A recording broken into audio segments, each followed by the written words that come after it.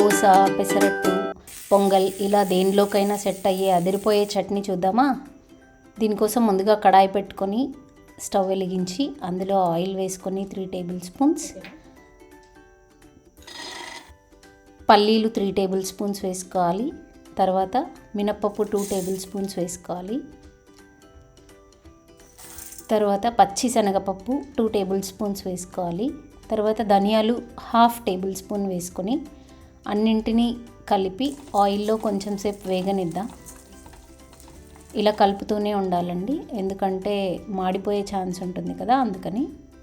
తర్వాత కొంచెం జీలకర్ర లాస్ట్లో వేసుకోవాలి. అన్నిటితో పాటు వేసుకుంటే జీలకర్ర మాడిపోయి చేదుగా వస్తుంది.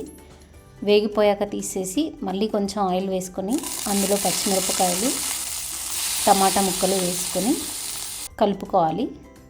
కొంచెం మగ్గాలి. ఇలా మగ్గిన తర్వాత అందులో కరివేపాకు కూడా వేస్తున్నాను. కరివేపాకు, టమాటా, పచ్చిమిర్చి అన్నీ వేగిన తర్వాత ఒక ప్లేట్లో పక్కన పెట్టుకోవాలి. అన్నీ చల్లగా అయిపోయిన తర్వాత ఒక మిక్సీ జార్లో మనం ఇందాక వేపి పెట్టుకున్న మిశ్రమాలన్నీ వేసేసుకొని రుచికి తగ్గట్టుగా ఉప్పు వేసుకొని మిక్సీ జార్లో గ్రైండ్ చేసుకోవాలి.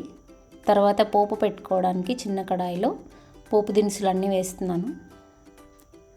జీలకర్ర, పచ్చిపప్పు, మినప్పప్పు, ఆవాలు, ఎండుమిరపకాయ, కరివేపాకు అన్నీ వేసి చట్నీలో మిక్స్ చేసుకోవడమే. అంతే.